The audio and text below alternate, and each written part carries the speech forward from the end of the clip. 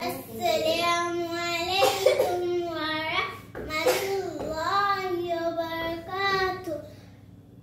আমি মেহেরিমা সাইবা আবৃত্তি করছি কারাবগিচ্ছা। লিখেছেন খান মোহাম্মদ মুইনুদ্দিন। ওই দেখা যায় তাল গাছ, ওই আমাদের গা, ওই হারেতে ভাস্কর কানা বগিচ্ছা। ও বুগিতে খাস কি, পান্তা ভাত চাস কি?